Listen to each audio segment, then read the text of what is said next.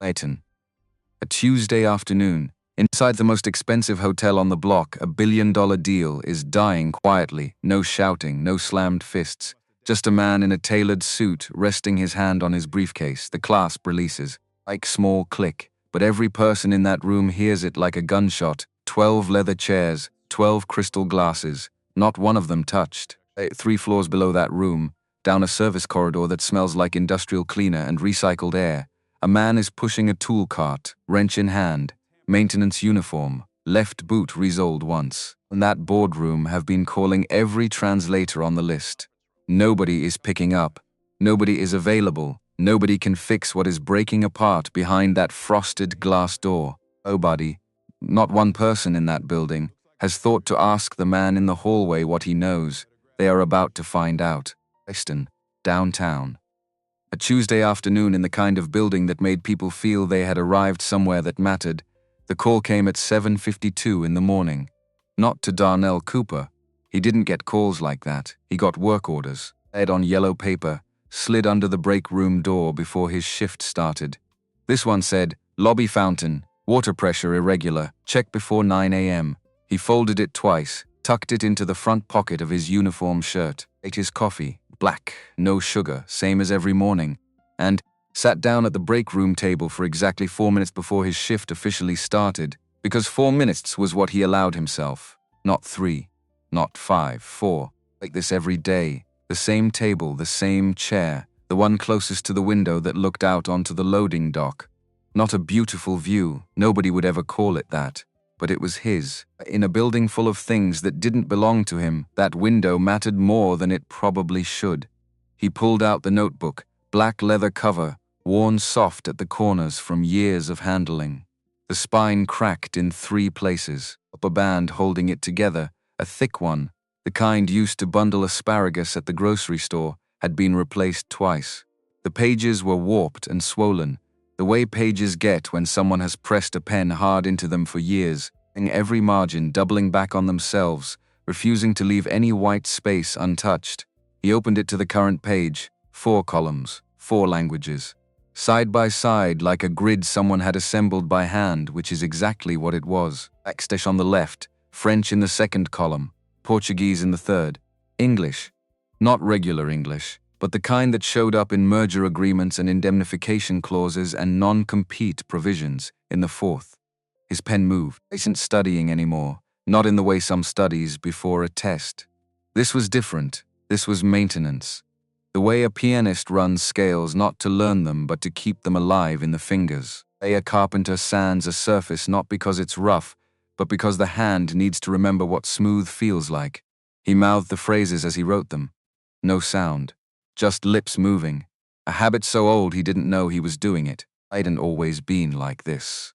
There was a version of Darnell Cooper, younger, louder, less disciplined, who would have found the sight of himself sitting alone in a hotel break room before 7 in the morning deeply depressing. That version would have had opinions about it, would have said something to someone, but that was before he understood that the world doesn't announce the moment it decides to overlook you. It just does it. Quietly, consistently, without apology or explanation. And if you want to survive that, if you want to build something real inside of it, you do it in the margins. You do it in the 4 minutes before your shift starts. Late in the lunch break no one pays attention to. You do it in the earbuds on the bus ride home, the podcast running at full speed because slowing it down felt like cheating. His mother had told him this. Not in those exact words. Yet the meaning was the same. Ruth Cooper had stood in front of a classroom of 3rd graders for 26 years. Same school, Southwest Houston. 8. The kind of building where the water fountains worked intermittently and the textbooks were held together with packing tape. She made a salary that stayed almost completely flat for the first 15 of those years, over a car that she referred to, without irony, as the situation. She bought her work clothes at the end of season sales and wore them until they gave out, and then she bought more at the end of the next end of season sale. Never complained. That was the thing Darnell remembered most clearly. Not her voice, not her face the way it looked in his memory. She had been gone 3 years now, gone fast. People go when the diagnosis comes too late.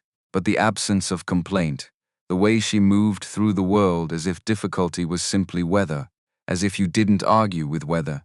You dressed for it and kept moving. Mind is the only thing nobody can repossess, she told him once. Not the landlord, not the boss, not anybody. He was 12. He hadn't fully understood it. He was 34 now. He understood it completely. The timer on his phone vibrated. 8 minutes. He capped the pen, closed the notebook, picked up his coffee cup, finished what was left, and stood up exactly as the second hand of the break room clock swept past the 12. He was never late. In 7 years at the Alderton Grand, not once. He didn't think of this as discipline. He thought of it as the minimum. The Alderton Grand Hotel occupied a full city block in downtown Houston's Galleria district. Like Sifter, 42 floors of glass and limestone that caught the morning light in a way the architects had clearly intended, and that Darnell had long since stopped noticing. Oh, this building the way you know a thing you've walked through 10,000 times. Not by sight anymore, by feel, by sound, by the particular way the elevator doors on the 14th floor took half a second longer to open than any other floor, by the specific pitch of the HVAC system in the East Corridor that told you whether the pressure was right before you even looked at a gauge. He was good at his job. Nobody ever said so out loud. That wasn't how it worked in maintenance. Good, the building ran. Things didn't break. Guests didn't notice. Which meant there was nothing to notice you for. The performance of excellence in building maintenance was by design invisible. He had made peace with this. Mostly, work order took him to the lobby fountain first. He crouched beside the basin, black granite, circular, about 12 feet across, a feature that appeared on the hotel's website under the heading Arrival Experience, and ran the diagnostic. The pressure issue was a partially blocked intake valve. He cleared it in 11 minutes, which was 11 minutes in the lobby, which meant 11 minutes of watching the morning begin. Alderton Grand's lobby was the kind of space designed to make people feel they had arrived somewhere. Significant 20-foot ceilings, travertine floors that reflected the overhead lighting in long liquid strips. A concierge desk made from a single piece of dark wood, curved like a parenthesis. Fresh flowers every morning, tall white arrangements in glass vases that the floral service switched out on a schedule Darnell had memorized without trying. And the guests. Always the guests. Business travelers pulling roller bags with the efficient telescoping motion of people who had done this too many times. Couples who moved like they were still deciding whether to be happy. Faked. Conference attendees wearing lanyards that identified them before they could identify themselves. The whole taxonomy of people passing through, nobody staying, everyone arriving or leaving, unbelieving the lobby was background to their own story. Darnell was background to all of it. This didn't bother him the way it once had. He had stopped waiting to be noticed in the lobby at some point around year 3. What replaced the waiting was something harder to name. Attention, maybe. A kind of attention that had nothing to do with being seen and everything to do with seeing. He saw everything. Noticed the slight hesitation in the step of the gentleman near the elevator bank at 9:12. The way the man adjusted his cufflinks twice in the span of 30 seconds, which meant a meeting he was nervous about. Noticed the woman at the concierge desk who smiled at something the attendant said, but whose eyes didn't change, which meant the smile was professional, which meant the concierge had said something the woman was choosing to absorb quietly. Noticed the group of 6 men who came through the revolving door at 9:17 moving with the particular contained energy of people who had already been talking for hours and were going to continue talking for hours more. 6 men, each ranging from charcoal to navy. No luggage, they were already checked in or not staying. The man at the front was older than the rest. 60, maybe more. Like someone who had long stopped trying to look powerful and had simply become it. Unhurried, no phone in his hand, eyes moving across the lobby the way experienced people scan a room, not looking for anything specific, looking for everything at once. Behind him a younger man, early 30s, staying close, the posture of someone whose job it was to be within arm's reach at all times. Darnell recognized the formation. He had seen it before in this lobby. Expectant team. Always the same geometry.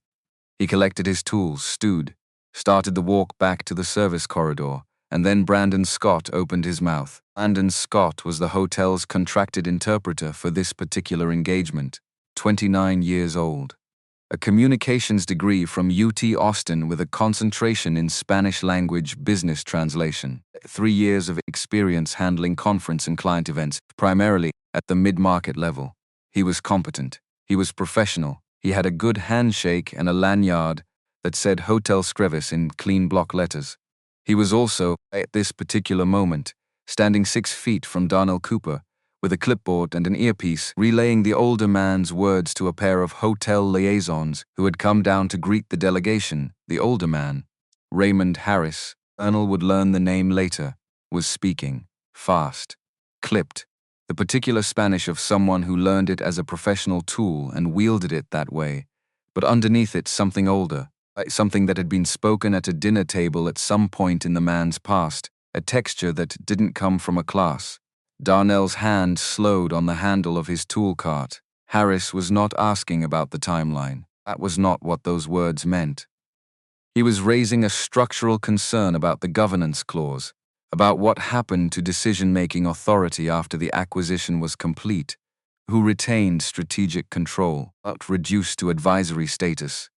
He was saying, clearly and specifically, that the current language in the term sheet read like a full transfer of power, and that this was not what he had agreed to, that if it remained unchanged, he was prepared to walk. That was what he said. Brandon Scott turned to the hotel liaisons, his voice smooth and professional. His version arrived like a different document entirely. Mr. Harris is hoping to confirm some flexibility around the transition timeline before the afternoon session. Darnell's tool cart stopped moving. He stood there, 3 steps from the nearest pillar, tools in one hand, nothing in the other. Lobby doing its lobby things around him, the fountain behind him now working perfectly, the water cycling in a smooth, even loop, pressure exactly right. His lips moved. He translated Harris's words under his breath, word for word, at the real version. The version that included the governance concern, the dissatisfaction with the current clause language, a quiet but unmistakable signal that this man was prepared to end the conversation permanently if the signal wasn't received. He did this the way he did most things, automatically, without deciding to. The translation happened before the thought to translate did, and then he stopped, because who was he going to tell? He was the maintenance tech. A work order for a fountain and a list of 18 other tasks to get through before his shift ended. The conversation happening 3 feet away involved a transaction worth more money than he would earn in multiple lifetimes. Involved had credentials, titles, relationships with this building and this deal. He had a cart with a busted wheel on the left side. I picked it up. The wheel made a specific grinding sound when the weight was wrong and pushed it toward the service corridor. The fire door closed behind him. He did not look back. The break room at 12:15 smelled like the previous shift's microwave choices. Someone had heated up something with too much garlic. Fluorescent light over the sink was doing its thing. The intermittent flicker it had been doing for 3 weeks, which was on Darnell's work order list, but kept getting bumped by higher priority requests. He sat at his usual table, opened his thermos. Rice and black beans, the same thing he'd been bringing since the coffee shop near his apartment closed, and he'd stopped having anywhere nearby to buy lunch. He opened the notebook, but he didn't write. He put the earbuds in, pulled up the podcast he'd been in the middle of on the bus this morning. A deep dive episode on the structural mechanics of corporate acquisition agreements, recorded by a business law professor in Chicago, and distributed entirely without advertising to an audience of apparently at least several thousand people who wanted this kind of thing in their ears during their commute. The professor was explaining indemnification triggers. Darnell listened, paused it, grabbed the pen, wrote something in the margin of the Portuguese column, played it again, wrote more. This was the thing nobody knew about, not the languages themselves. Those were visible, or would have been, to anyone who opened the notebook. What nobody knew was the depth, the specificity. Most people, when they heard he speaks 4 languages, imagined the tourist version, enough to order food and ask directions and survive. They didn't imagine this. They didn't imagine a man sitting in a hotel break room, listening to contract law at a level that would have been appropriate pre-work for a first-year associate at a firm handling cross-state acquisitions. He had not set out to learn this. It happened the way most things that stick in you happen. Sideways, not on purpose, through a door he opened without understanding what was behind it. It started with Sandra Anderson. 10 years ago, he'd been 24. It was the senior housekeeper on the West Wing. A woman with 20 years at the hotel and a phone habit that meant you could track her location through the building by sound alone. Talked to her sister in San Antonio every afternoon on break. Long conversations, animated, full of the specific kind of laughter that means deep familiarity. Darnell started asking her to teach him phrases, just for something to do. It would be casual.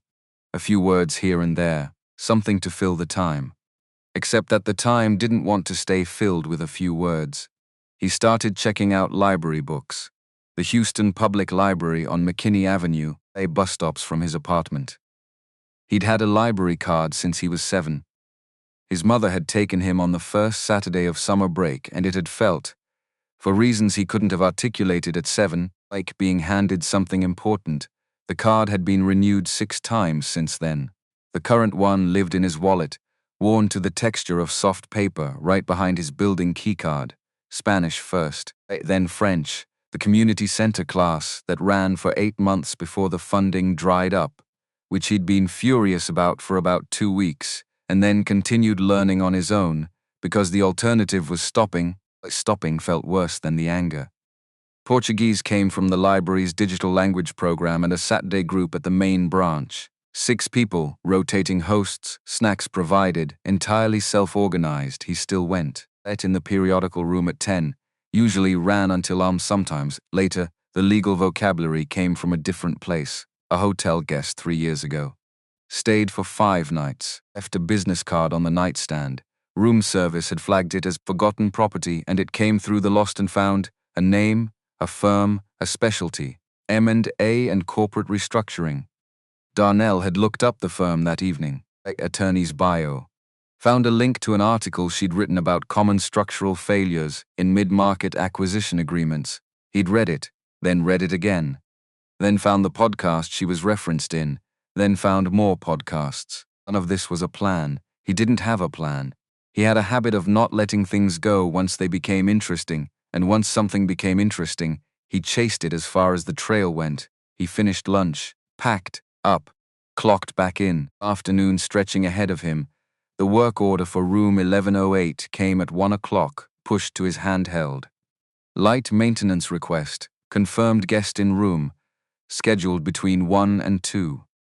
He took the elevator to the 11th floor. 1108 was occupied by a business traveler from New Orleans.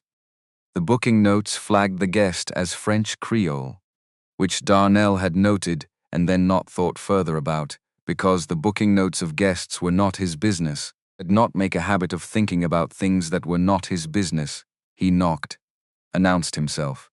Entered when cleared.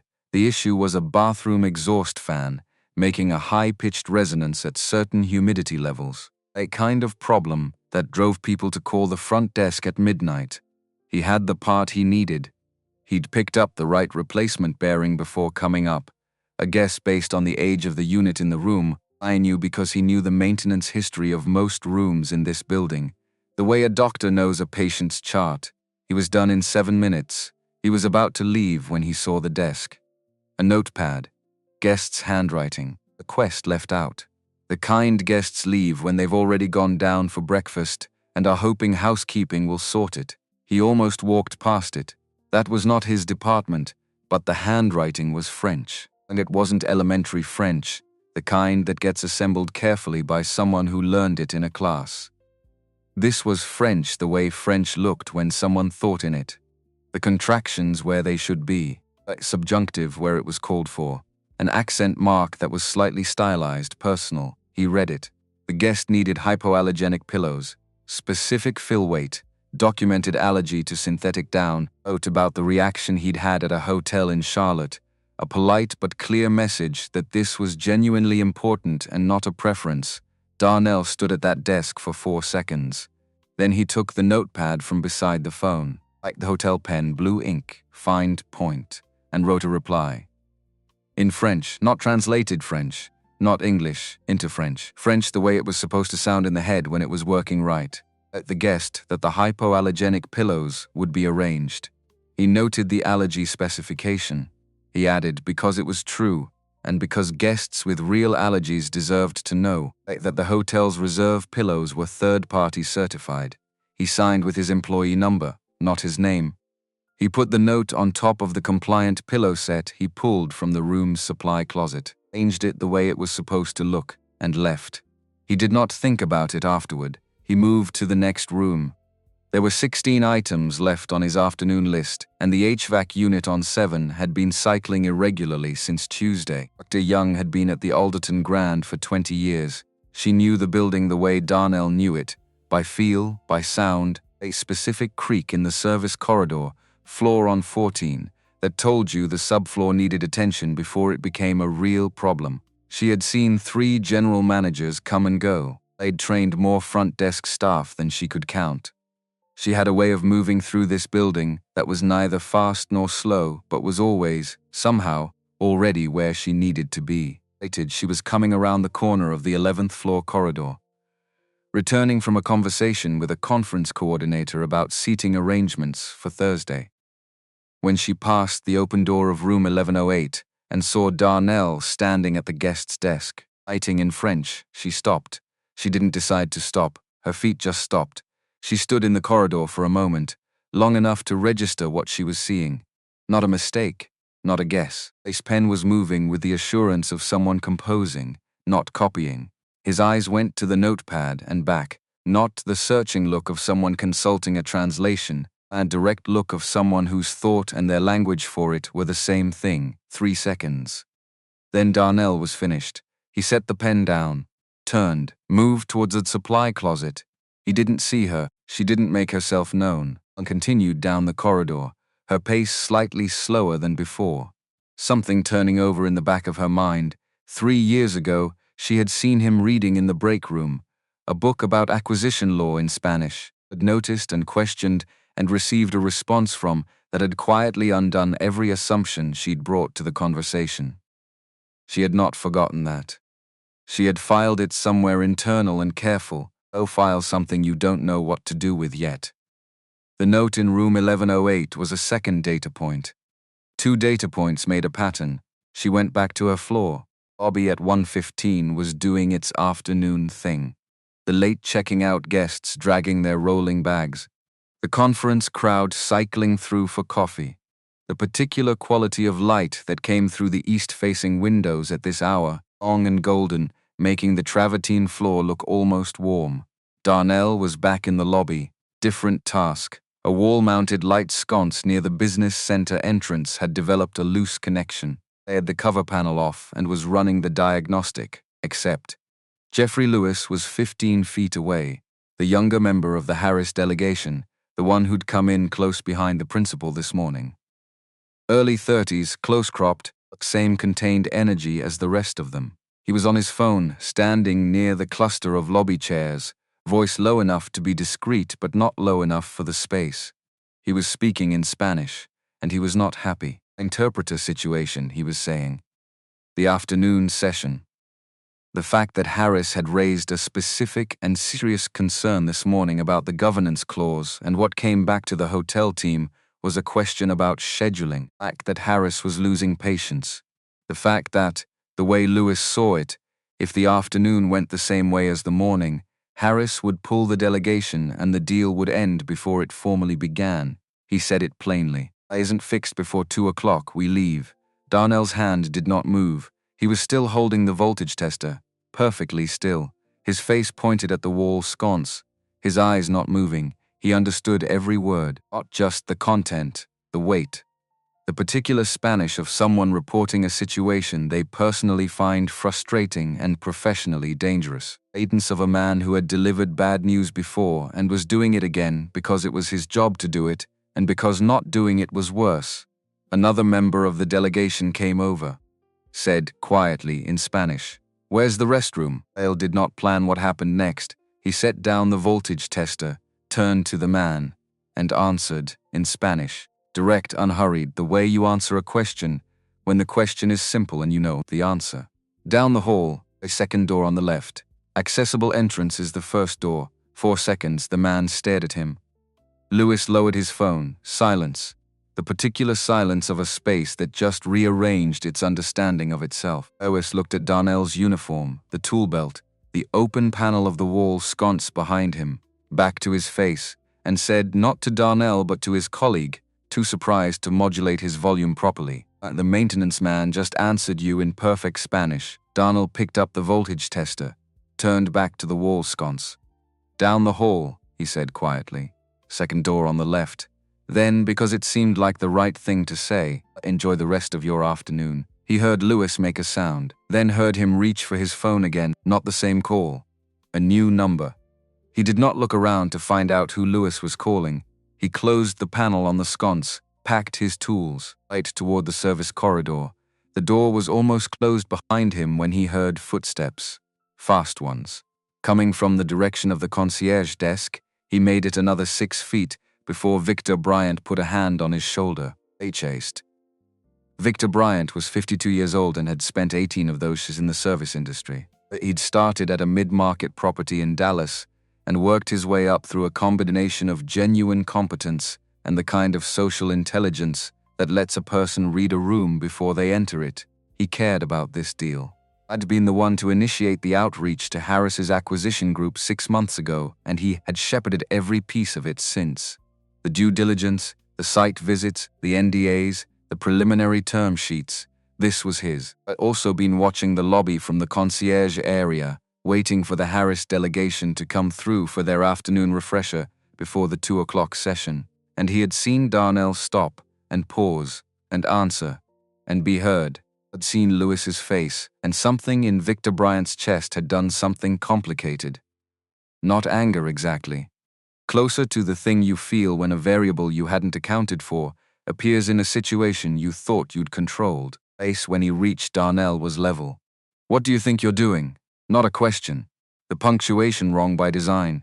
They asked me where the restroom was. Darnell's voice the same as always. I answered. You answered. Yes. Looked at him. The uniform, the cart, the tool belt, the voltage tester still in his left hand. Do you understand what's happening in that lobby right now? I understand some of it. You don't understand any of it. Not cruel, just flat. A tone of someone managing a situation. You fix things in this building. You keep things running. That's your job. That's what you're here for. Are not here for is walking up to a VIP delegation in the middle of a sensitive engagement and inserting yourself into a conversation you have no part of. I answered a question about the restroom. You're not listening to me. Victor stepped closer, his voice dropped. Not louder. Quieter, the kind of quiet that had an edge in it.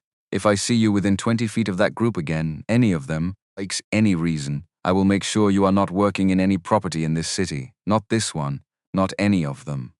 Am I being clear? The service corridor was empty. A fluorescent tube overhead, steady, no one else present. The hotel around them. Continuing, Darnell held eye contact for 1 full second. Yes, sir. Victor nodded, once turned, walked back through the door to the lobby. Darnell stood in the corridor. The door swung shut. And then it was just him. Just the corridor. Like just the cart with the bad wheel. Just the fluorescent tube overhead. The distant sound of the elevator machinery 2 walls over. The particular smell of the service corridor. Industrial cleaner, recycled air, metallic edge of the building's guts.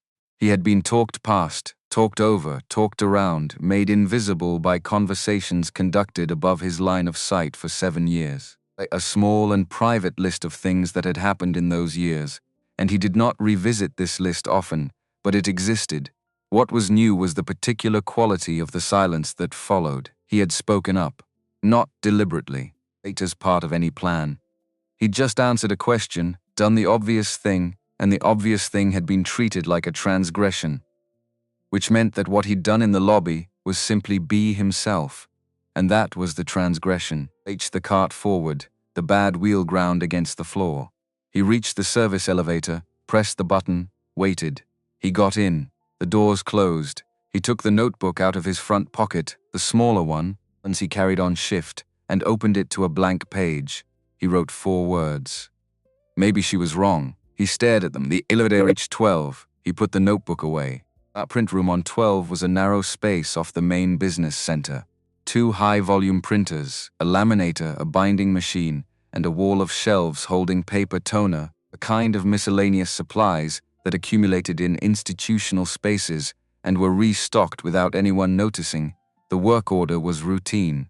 One of the printers had jammed. At the jam, a misaligned sheet in the secondary tray in 3 ran this test print. Green light. He was about to retrieve the test page when he saw what was on the output tray. A document, left by whoever had printed it and then, apparently, left the room before retrieving it. This happened. People got called away. They forgot. The print jobs piled up. This one was 8 pages. Heavy stock, the kind used for formal presentations. The header on the first page, 8 grand. Harris Acquisition Group confidential draft. Term sheet supplement. He should not have read it. He read it, not all of it, the relevant section, because he knew exactly which section was relevant. And carrying that knowledge since 9:47 this morning, when he stood 3 feet from Raymond Harris in the lobby and understood every word and said nothing.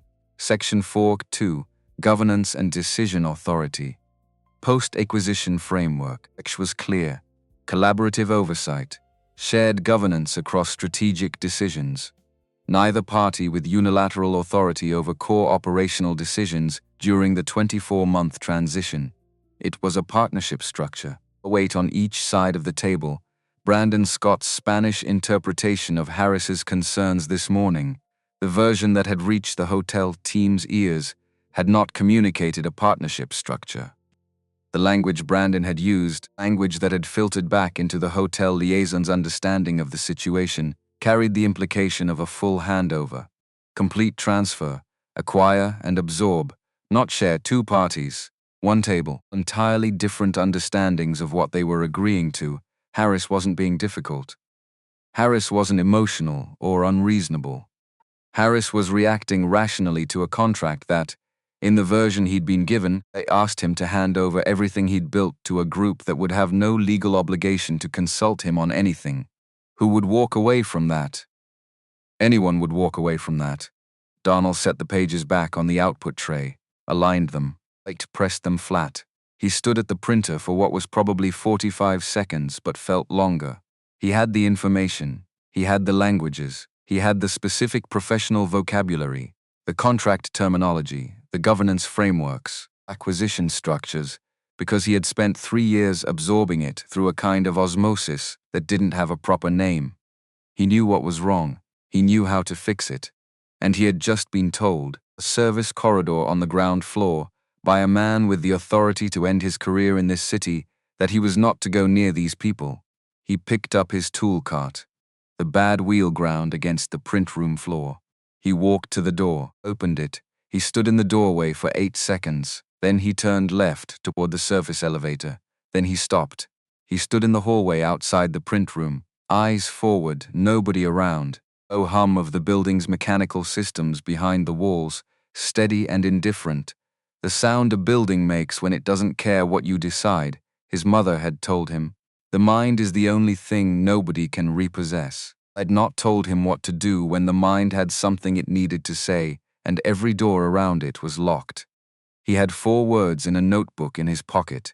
He had a work order for 17 more tasks before the end of his shift. At a 2 o'clock deadline coming up fast, he pushed the cart toward the service elevator, pressed the button, and while the elevator came, he did the thing he had not done in a very long time. He let himself be angry, not the performing kind, but the kind that wants an audience, the quiet kind, the kind that sat still in your chest and didn't make noise. The kind that had no target except the fact of itself, because here was the thing. He had spent years, not because anyone was watching, not because there was a reward at the end of it, not because some mentor had pulled him aside and told him this was the path. He'd built the languages in the margins, in the 4-minute windows, the podcast hours, in the Saturday library sessions. He'd chased contract law down a rabbit hole that started with a forgotten business card and ended with him standing in a print room on the 12th floor of a hotel, a document that he, uniquely, specifically, in this building at this moment, was equipped to understand, and he had been told to go change light bulbs. The elevator arrived. He got in. The doors closed around him. The break room at 1:45 was empty. He sat at his table, window with the loading dock view, fluorescent light doing its flicker. He didn't open the thermos, didn't put in the earbuds, opened the notebook, stared at the 4 words on the page, that she was wrong.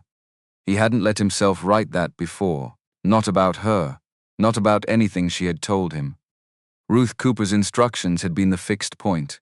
The thing that didn't move when everything else did. A premise he had not examined, because examining a premise means risking it, and there are some things you can't afford to lose. Lightism. But sitting in the break room at 1:45, with a deal falling apart floor for floor, and a clipboard full of work orders, and a prohibition he hadn't earned, and a building that was about to watch $1 billion walk out the front door, because nobody could communicate across the gap that was right there, able fixable. Maybe she had been wrong. Maybe the mind was repossessible. Maybe it just got done a different way, not by the landlord, by the building, by the uniform, by the man in the service corridor who understood correctly that Darnell in that lobby was a variable he hadn't planned for. Maybe knowing something was not the same as being able to use it. Maybe she had believed in a world that didn't exist the way she thought it did. He sat with this for a moment, heard footsteps in the corridor, and then the break room door opened. Angela Young walked in. She was not surprised to find him there. Her expression, when she came through the door and saw him, the notebook, the 4 words, like the stillness, was not the expression of someone encountering what they didn't expect. It was the expression of someone arriving at exactly the destination they had navigated toward. She had been looking for him. She sat down across the table, not immediately. She poured herself a coffee from the break room carafe first, the kind that had been sitting since before lunch, and was no longer really coffee so much as a memory of coffee, and then she sat, across from him. Not next to him, across where she could see his face. She said, "Room 1108. He looked up. The guest called the front desk. Wanted to know who'd left the note. She paused, said the handwriting was exceptional. Whoever wrote it understood what he needed before he'd finished explaining it. A beat. I gave him your name." Something in Darnell's chest did something he didn't have a word for. Not quite recognition. Not quite relief. Oh, then both of those things. Nobody's ever. He stopped. Started again. Nobody's asked for me by name before. I know. She looked at the notebook. At the open page, at the 4 words visible from where she sat, and pretend she hadn't read them. How many languages do you actually speak? Not do you speak any languages. Not I heard you can speak Spanish. How many? Actual. Like the question you ask someone when you already know the answer is more than you expected and you want to hear them say it. Darnell looked at her for a moment, first person at this hotel in 7 years who had asked him that. Not told him, not assumed. Not walked past, asked. He told her about the library card, about Sandra Anderson and the daily phrase that became a daily class that became something he couldn't stop, about the community center French class that ended and the continuation he built in its place, about the Saturday group at the main branch, about the podcast he'd been listening to that morning, the contract law discussion, a specific terminology he'd been cross-referencing into the Portuguese column of his notebook. And then he told her about the lobby. Both times.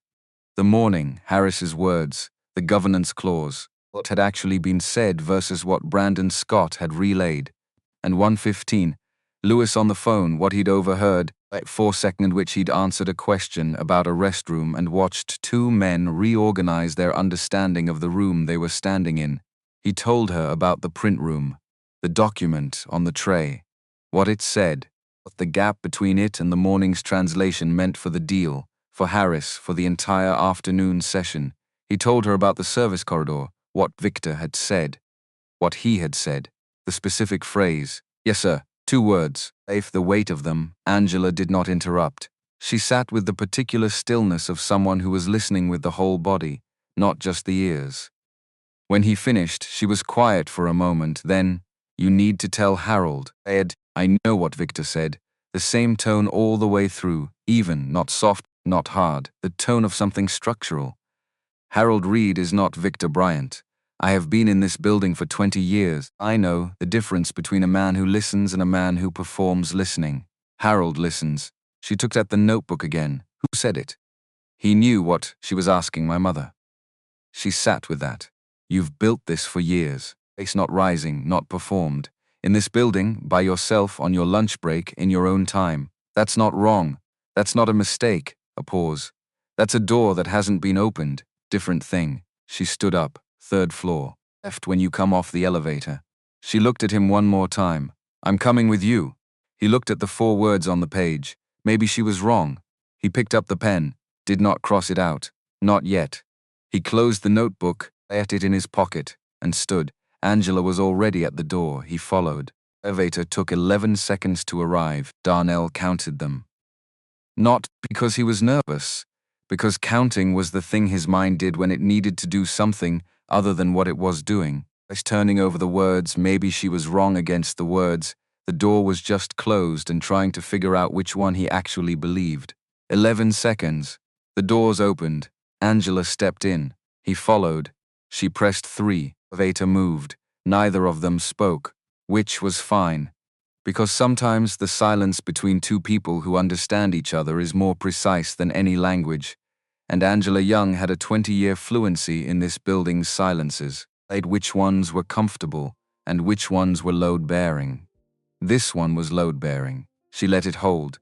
The 3rd floor was a different register than the rest of the hotel. Like the guest floors with their uniform corridors and identical doors, not the service areas with their industrial lighting and utilitarian smell. This was administrative space. Lower ceilings, carpeted in a charcoal gray that absorbed sound. Framed photographs of the building from different decades on the walls. The original groundbreaking in 1987, the renovation in 2003, various ribbon cuttings and award ceremonies that recorded the hotel's history in the specific language of institutional pride. The name on the door at the end of the corridor said Harold Reed, General Manager. The assistant's desk sat outside it. Named James, sharp dresser. Clipboard on the desk beside his keyboard. He had the energy of someone who took gatekeeping seriously, not out of malice but out of the genuine belief that his job was important, which it was. When he saw them coming, he's in prep for the 2 o'clock. I can't. This is about the 2 o'clock. Angela did not slow down, directly about it. 20 years, James. I'm vouching for this. James looked at Darnell. The full look. Light started at the shoes, worn work boots, steel toe, the left one resoled and moved up. Uniform, tool belt still on. The voltage tester he hadn't returned to the cart yet, clipped to his right side. Light asymmetry of someone who'd been lifting and crouching for 7 hours. Then back to Angela, 1 minute. He went through the door, 15 seconds. Came back. Go ahead. Angela stopped at the threshold. She looked at Darnell, one look. Line that said everything that needed to be said and took up none of the time they didn't have. He went in alone. Harold Reed's office was not what the building expected you to expect. No oversized desk, no framed achievements arranged for visitors to appreciate. One good chair behind a practical desk. A window that looked southeast toward the highway interchange. A whiteboard on the left wall with a meeting structure written in blue marker and not yet erased. A bookshelf that held actual books, not the decorative kind but the kind with cracked spines and post-its sticking out at irregular angles. Light himself was 56, the kind of 56 that came from decades of making decisions in rooms and living with them afterward. He wore his age directly, without apology. The glasses were plain.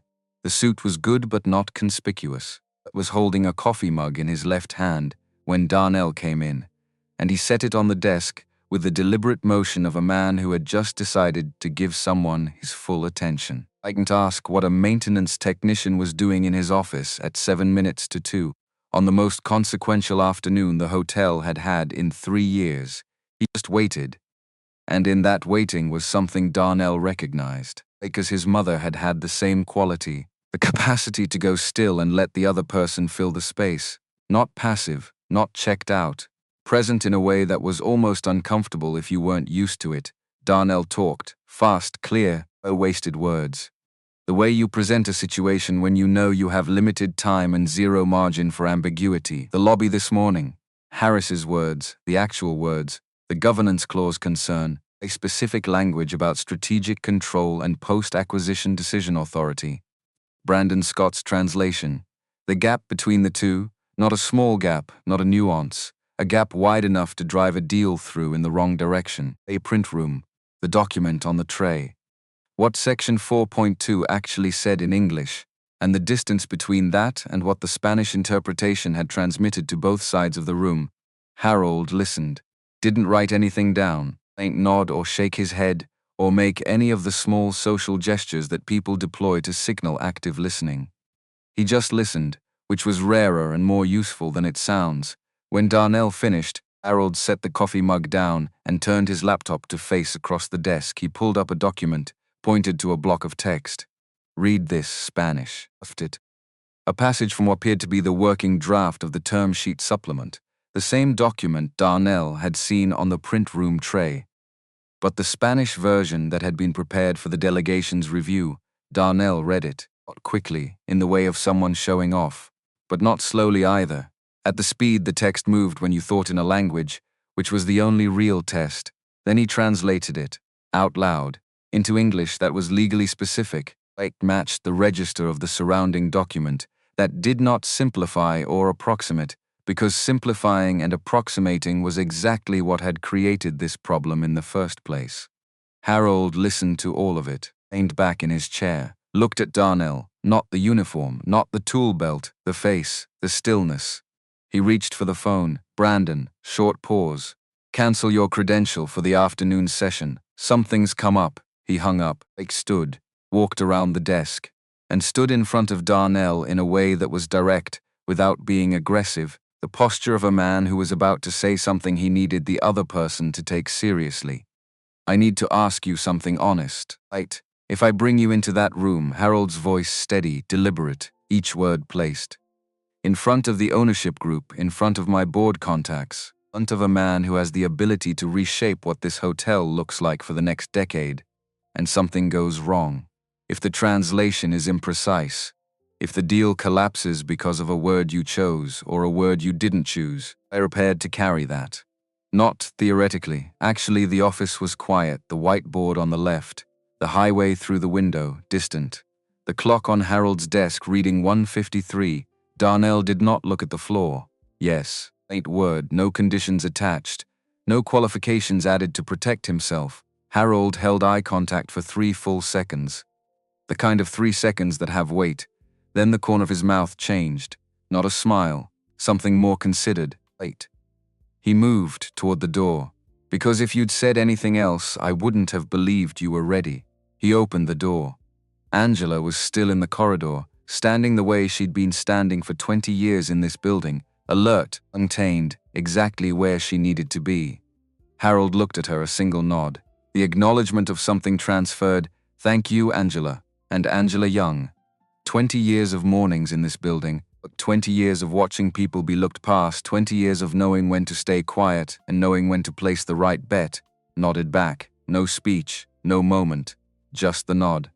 Harold stepped into the corridor. Darnell stepped beside him, and the two of them started toward the elevator. Elevator to 4. They stood side by side, Harold with his hands in his jacket pockets. Darnell with his tool belt still on because there had been no time to put it back, and because it didn't matter anyway. But looked straight ahead when he spoke. My mother cleaned rooms at a hotel in Memphis. 24 years. Same building, same elevator, same sets of floors. A pause. The elevator moving. Every guest on her section by the end of their first day. Their routines. What they needed before they asked for it. Their kids' names from the family photos on the desk. Another pause. Nobody ever asked what she knew. Darnell looked at the elevator door. My mother taught 3rd grade for 26 years. What did she tell you? He thought about it. The exact phrasing. The way it sounded in her voice. At the dinner table, nights when the work had been hard, and she came home and sat down before she took off her coat. That the mind is the only thing nobody can repossess. Harold was quiet for a moment. She was right. The elevator opened on 4. The corridor ahead was long. Travertine floor. Brass sconces. The same hallway built to make people feel they'd arrived somewhere that mattered, because sometimes architecture is just applied psychology. They walked. Harold's shoes. Leather, dark brown, good quality, the kind that lasted because someone maintained them, struck the floor with a clean, regular sound, sharp, assured. The sound of belonging. Darnell's boots, work boots, steel toe, old on the left, made a different sound. A slight catch on each step from the way the replaced sole met the travertine at a marginally different angle than the original. Not loud. Not noticeable unless you were listening. But there, sounds. Same hallway, same direction. Click. Catch. On the seventh step, Harold spoke again, still forward. The people who clean rooms always know them best. Not always the people paid to make decisions about them. Darnell looked straight ahead. My mother used to say the same about classrooms. Harold didn't respond to that. He didn't need to. The corridor held it instead. At the far end, the double doors of the grand ballroom conference suite. Frosted glass, movement, silhouettes. The muffled texture of a room full of people waiting for something to begin or end. Harold put his hand on the door handle, looked at Darnell, ready. Not a question. Elle looked at the frosted glass, at the shapes on the other side, at what was waiting. Yes. Harold pushed the door open. M was built for decisions. That was the only way to describe it. A mahogany table that ran 20 feet from end to end, polished to the depth where you could see light moving in it.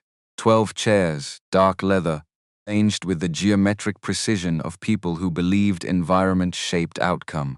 Floor-to-ceiling windows on the south wall, and through them the Houston skyline, indifferent and permanent, doing what skylines do. Crystal water glasses at every setting. Not one of them touched. On the hotel's side of the table, Victor Bryant, seated 2 chairs from the head, spine straight, jaw doing something it was trying not to do. Beside him, members of the executive team, who had spent the morning in a state of managed anxiety that the afternoon had not improved. At the far end of the table, in a chair slightly separated from the main group, the posture of someone who had chosen his position deliberately, sat Thomas Jackson, the ownership group's representative, 63 years old. They had not said a single audible word in any context Darnell had observed since the morning, which was itself a form of communication. On the other side of the table, the Harris delegation, 5 of them now, Jeffrey Lewis included, arranged in a specific order that someone had clearly thought about. And at the far end, in the chair that the room's geometry made the most significant, Raymond Harris. He was not looking at the door when Harold and Darnell came in, looking at the table surface directly in front of him. The look of a man who had already made a decision and was waiting for the formality of it to catch up. His cufflinks were undone, not visible unless you were paying attention. Darnell noticed, because Darnell noticed those things, and because undone cufflinks on a man, this precise meant something specific. It meant he was planning to leave. Dr. Bryant registered what came through the door, and his body did a thing his face tried to prevent. He stood, fast enough that the chair behind him moved. Harold, his voice controlled. A controlled sounds when the thing underneath it is not controlled. What is this? He's maintenance staff. I gave him a direct order this morning to stay away from this engagement entirely. Harold did not look at Victor. It acknowledged the statement the way you acknowledge something that has weight.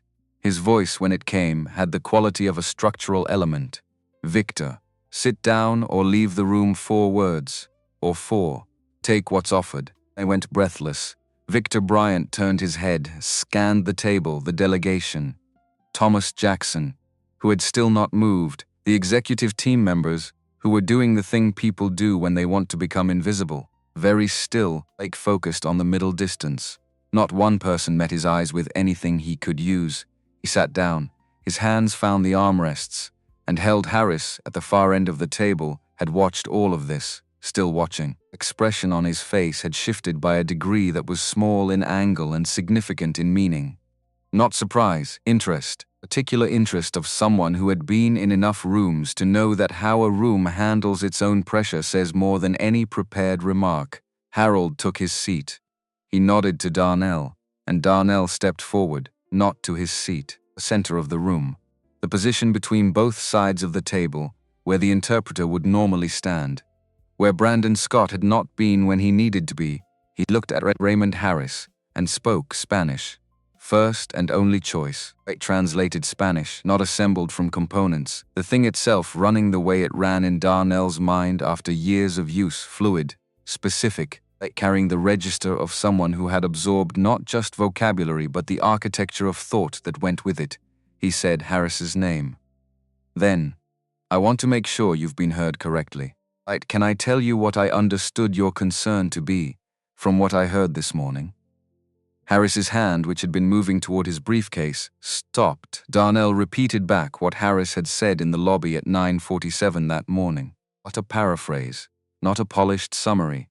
The actual content, the governance clause, the post-acquisition decision authority concern, the specific objection to what Harris had understood as a full transfer of strategic control. It in the same register Harris had used, same urgency level, same specificity. He did not soften it, because the whole problem, the precise and specific disaster that had been building since 9:47 in the morning, it was that someone had softened it. Someone had translated, "This is a structural deal-breaker," into "We have some questions about the schedule." And both sides of the table had been operating in the gap between those two things all day without knowing it. Harris was still, completely still, the kind of still that was the opposite of inaction. Darnell continued. He explained Section 4 of the term sheet supplement. What the English document actually said. Collaborative oversight, shared strategic authority, equal standing on core operational decisions through a 24-month transition period. What the Spanish interpretation had communicated to the delegation, something that read, in its phrasing and its structural implication, as a full handover, a relinquishment. Signs this and we take it from here. Then he said it. Direct, or unhurried. The sentence that both sides of the table needed to hear at the same time in their own language, without anything lost between them. You were not being deceived. You were being mistranslated. Those are not the same thing. The room absorbed this.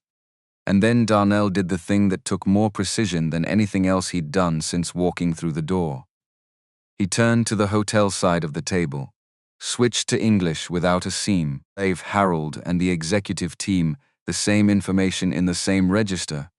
The clarification of what Harris had actually said, the correct translation of his concern, the specific language that would need to be revisited in Section 4, reflect what both parties had, apparently, always intended. No editorializing, no advocacy, just the actual content of both conversations, transferred accurately across the table for what might have been the first time that day. And he stopped. The room was quiet in a way rooms only get when something has shifted. Harris looked at his briefcase. The unclipped clasp of it, the hand that had been reaching for it, now resting on the table beside it, looked at this as if he were seeing it from slightly outside himself. Then he looked at Darnell. Not the tool belt, not the uniform, not the boots with the resoled left sole. At his face, the exact quality of attention in his eyes, absence of performance in his posture. Who taught you to speak like that? Darnell didn't hesitate. A public library and a woman who taught elementary school for 26 years. A suspense, the kind that follows something true. Harris looked at his briefcase for another moment. Then he reached over and closed the clasp, set both hands flat on the table, and looked at Harold Reed. Let's continue. Code was 41 minutes, not smooth, not easy, not the kind of negotiation that gets written up later as a textbook example of how these things are supposed to go. The real kind, edges and backtracks, and moments where both sides of the table arrived at the same piece of language from different directions and had to sit with the collision before moving forward. Darnell worked. When the hotel's executive team used a phrase that carried an implication in Spanish that it didn't carry in English, a subtle thing, the kind of thing that only mattered if you understood how each language handled the concept of obligation. He adjusted the rendering, not the content, the container. Same meaning, different surface, but the surface was the part that determined how the meaning landed. When Harris used a phrase that didn't have a direct English equivalent, a business term from his background that encoded a specific understanding of reciprocal responsibility, Darnell didn't reach for the closest English word, reached for the English sentence that carried the same moral weight. Because language wasn't just vocabulary, it was also ethics. It was the way people encoded what they believed a commitment meant, He was not a translator, he was a bridge. The thing about bridges is that they hold weight from both sides simultaneously. They don't belong to either bank. They belong to the crossing, the water glasses, 12 of them, crystal, placed at every setting before the room convened, untouched through the morning session, untouched through the long, early afternoon stretch where the deal had been draining out, through the gap, incomprehension like water through a cracked foundation. The last one was lifted at the 20-minute mark. Harris. He picked up his glass and drank without making a production of it, set it back down. The second was the executive team member 2 seats from Harold, then Lewis, then the others, right by one, in the irregular sequence of people who are becoming, gradually and then suddenly, more comfortable. Thomas Jackson, in his separate chair at the end, lifted his glass at the 35-minute mark. Victor Bryant did not touch his. Darnell did not have one. He was standing at the working position between both sides of the table, and no one had thought to bring him a glass, and the moment for noticing that had long since passed, and it didn't matter. He wasn't thirsty. At 41 minutes, Harris raised one hand, a small gesture, the kind that stopped rooms, because it was the gesture of someone whose hands were listened to. "I'd like to speak with Mr. Reed privately." The room moved. The delegation stood. The executive team stood. Victor Bryant pushed his chair back without looking at anyone. Thomas Jackson rose with the unhurried motion of a man who had been waiting for exactly this moment, which perhaps he had. Elle turned toward the door. "Not you." Harris's voice. Directed, Darnell stopped. He turned back 3 people, the room empty of everyone else. Harold Reed standing near the head of the table. Raymond Harris still seated, hands flat, the posture of someone who had made a decision and was now in the business of communicating it. And Darnell Cooper, with a tool belt on and a cracked screen phone in his left breast pocket and a notebook in his right, standing in the center of the room where the bridge had been. Harris looked at Harold first. The deal was few precinct. That was the first thing he said, and he said it clearly, without preamble. The terms would be revised to reflect the actual intent of Section 4.2.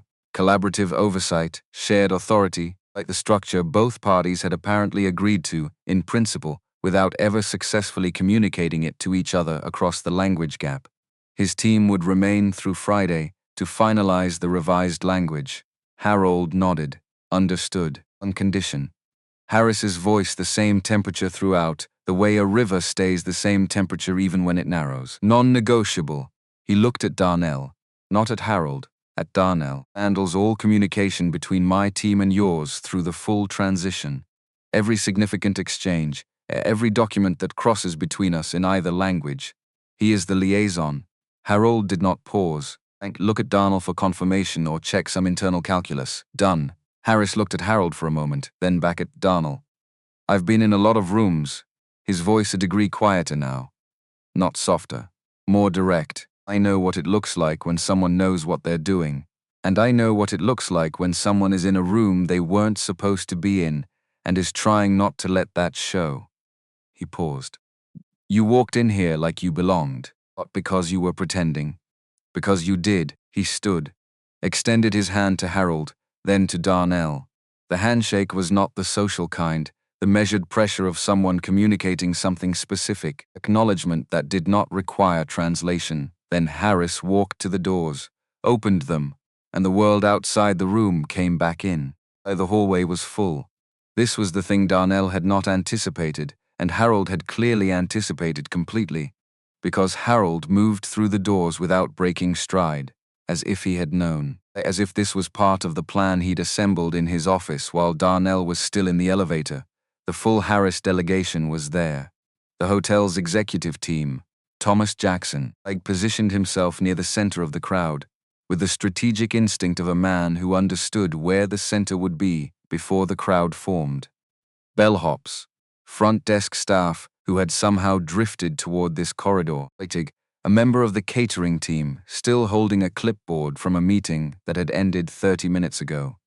People who had heard something, absorbed the specific electrical quality of a building when something significant is happening. "Owed it here." Harold stepped into the corridor, turned, and all of it. His voice carried without effort, the quality of a voice that had been making itself heard in rooms for a long time. "I want this on record.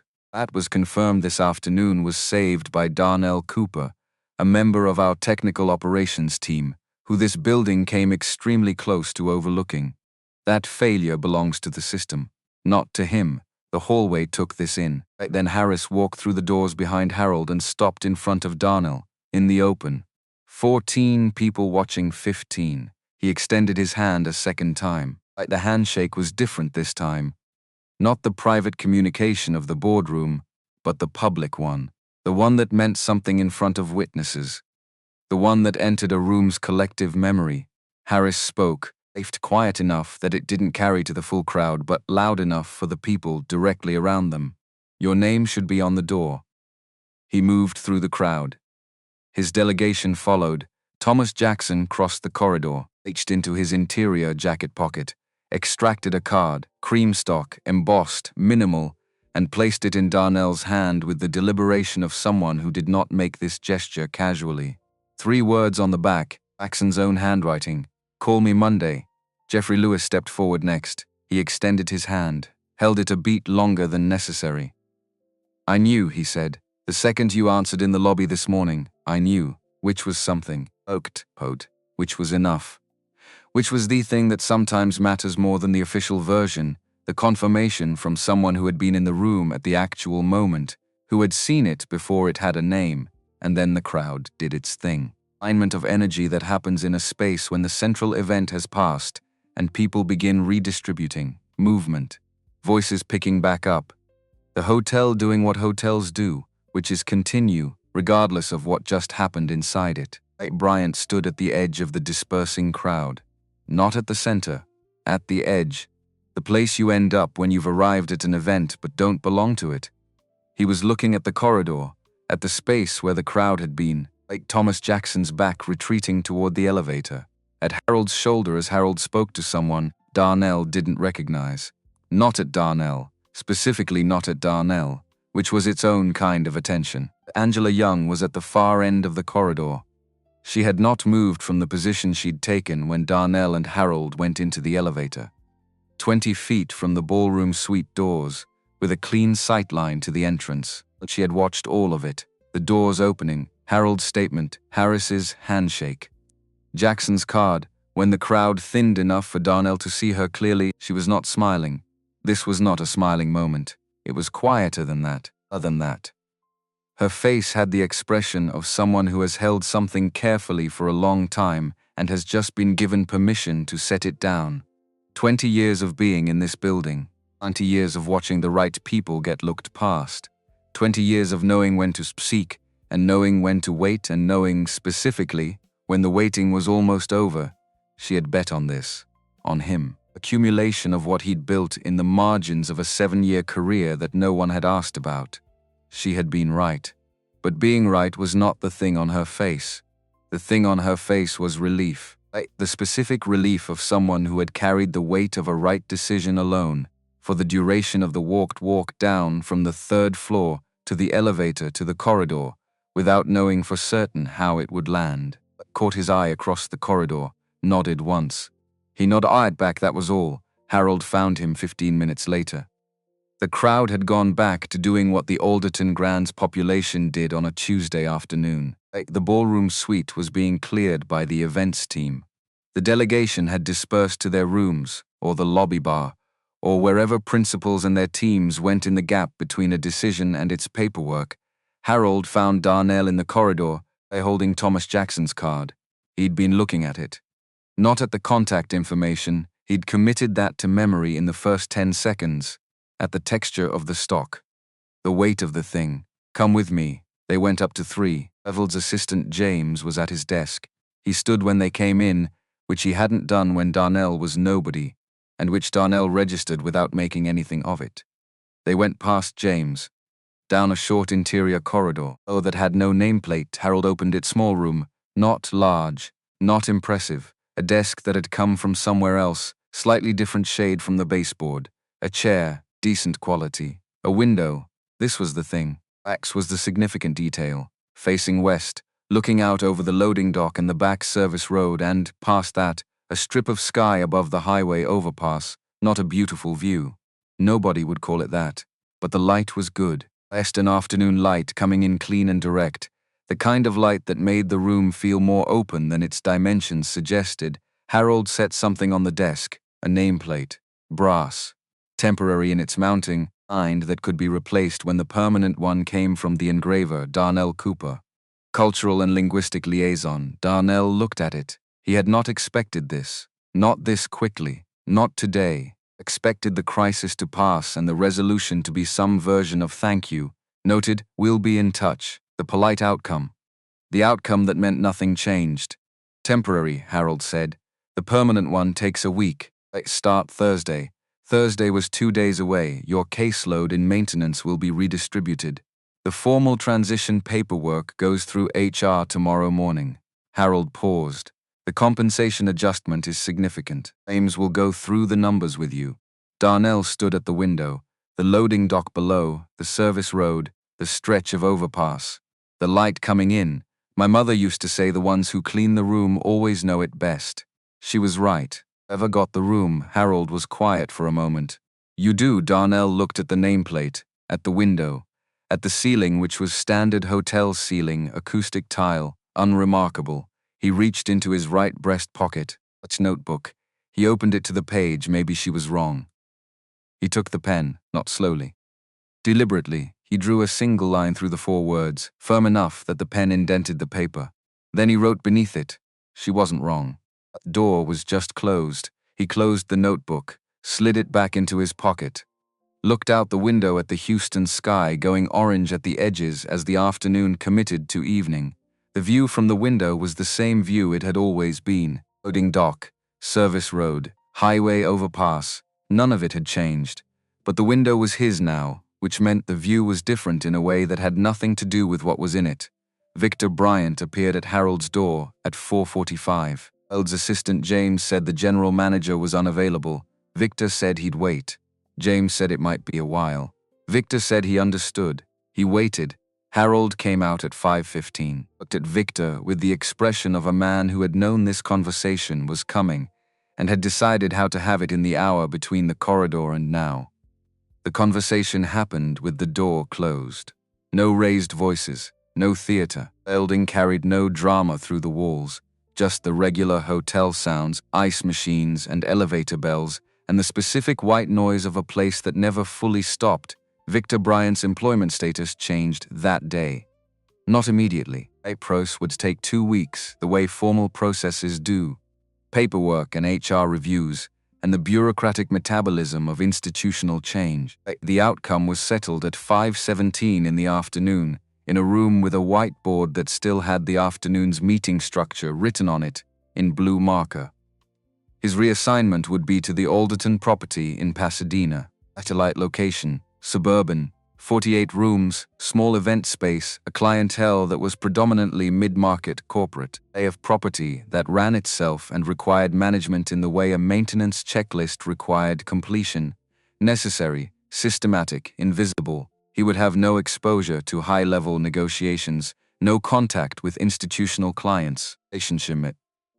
The official documentation would read, restructured assignment in alignment with operational priorities.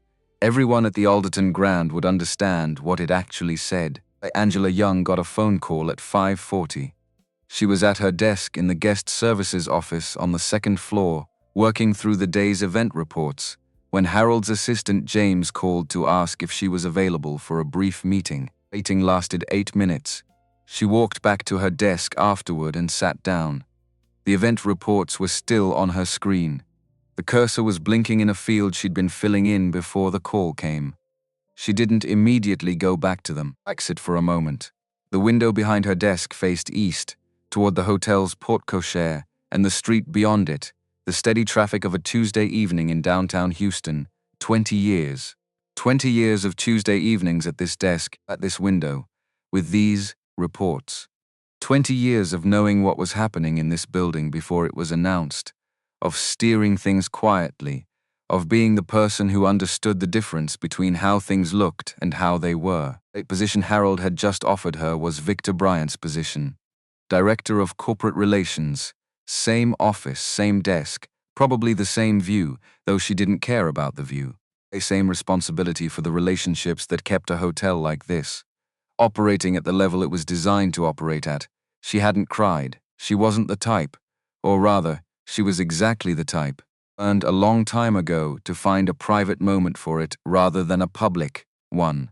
But something moved through her in that chair, at that desk, in that window light. Particular feeling of arriving somewhere you have been walking toward for a very long time without knowing for certain you were going to get there. Not relief exactly. Not triumph exactly. The thing underneath both of those. It had no clean name, but that you recognized when you felt it because it was the rarest feeling and it was unmistakable. She picked up her pen, went back to the event report. The cursor stopped blinking. Arnell stayed in the new office until 6:30.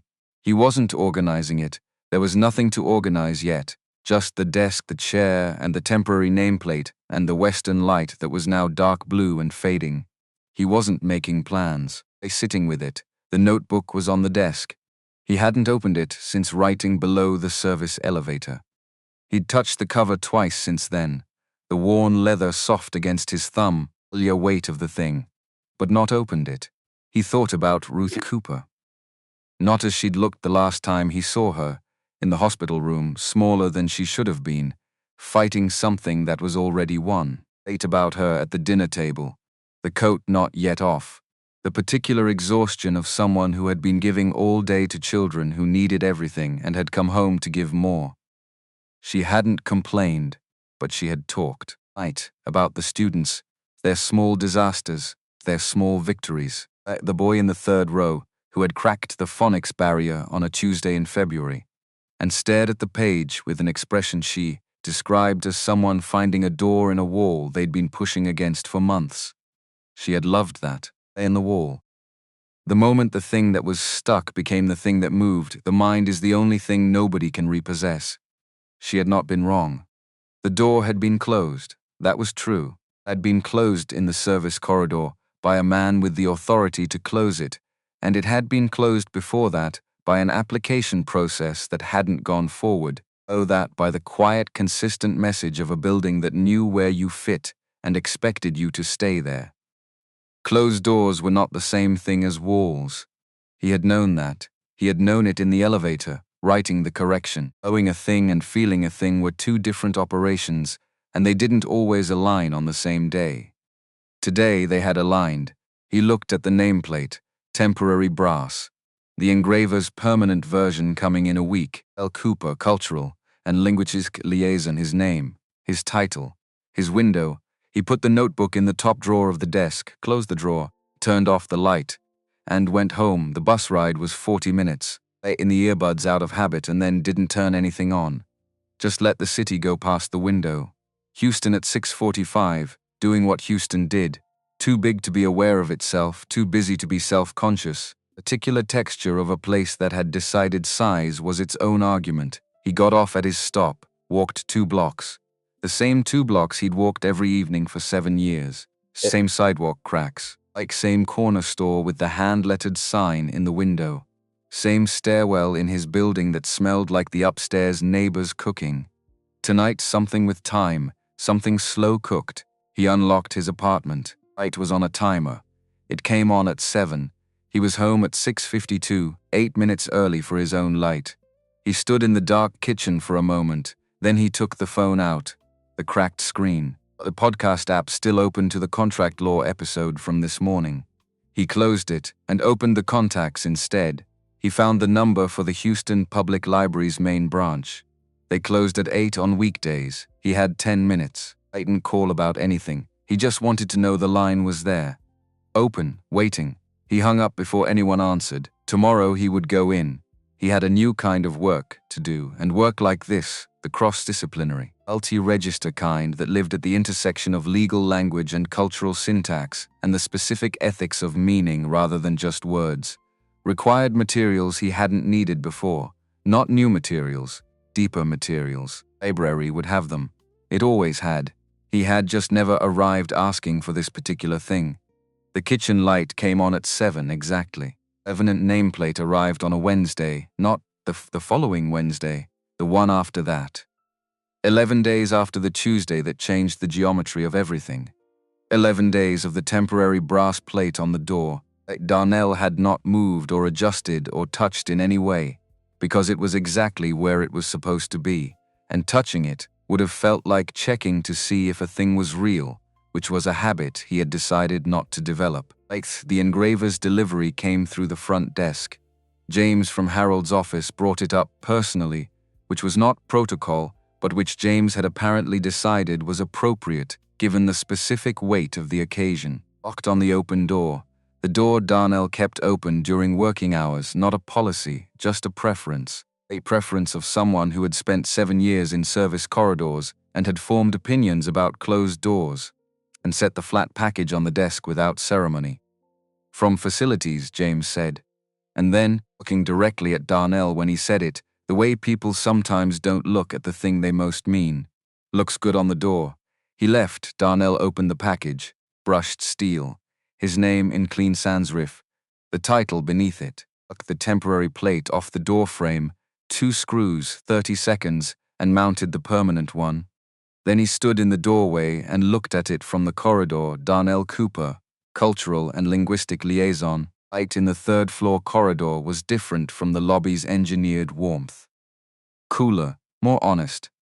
The kind of light that showed things the way they were, rather than the way someone wanted them to appear. In that light, the nameplate was simply itself. Steel and letters.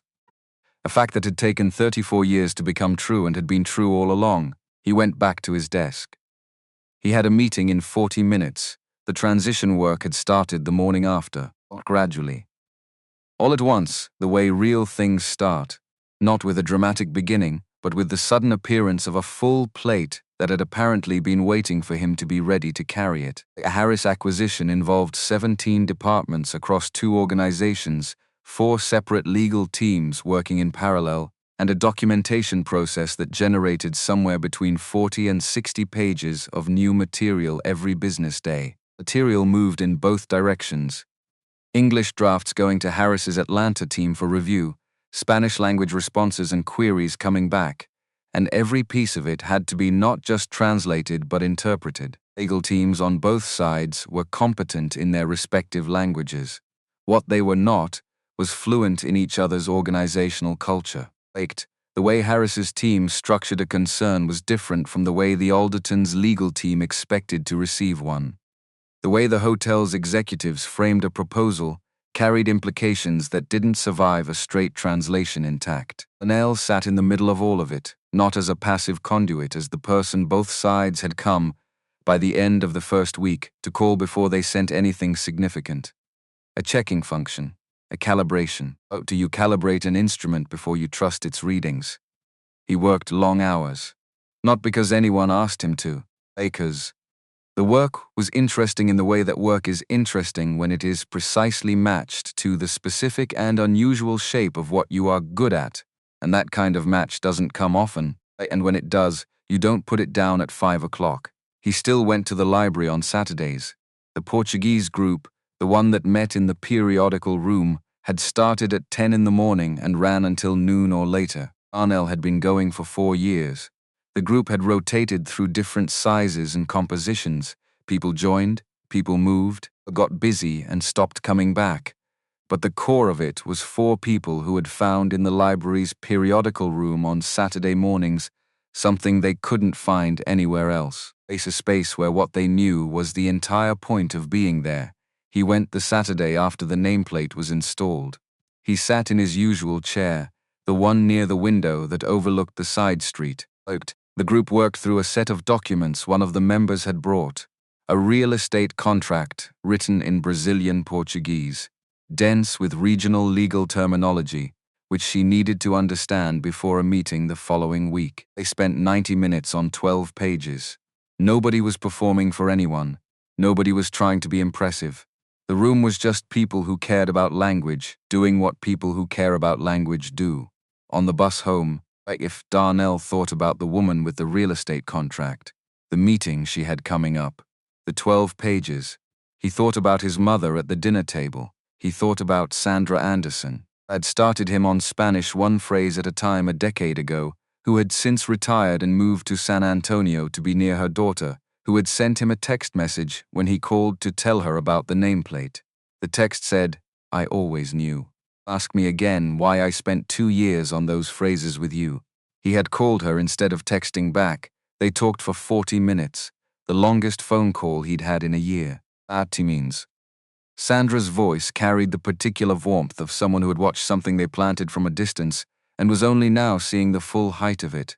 She asked about the work, about the room, about whether he'd eaten anything other than rice and black beans for lunch. He told her the rice and black beans were non-negotiable. She laughed, and it was the laugh of 20 years ago in the break room, like teaching him the word for afternoon and watching him say it wrong 3 times before he got it right.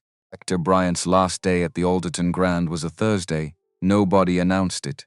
There was no farewell email, which in a building like this, where departures of any significance generated at minimum a reply all from HR, was itself a statement, noticed its absence before they noticed his. He cleared his office over 2 days, came in early on the second day. Darnell happened to see him in the parking structure at 6:50 in the morning, loading the last boxes into his car, a kind of meeting neither of them had chosen, and which lasted approximately 4 seconds. Victor looked up, saw Darnell, looked away, loaded the box, got in the car, no words exchanged, which was right. It's the correct outcome for that encounter, and both of them knew it, and the knowing of it was the only acknowledgement the moment required.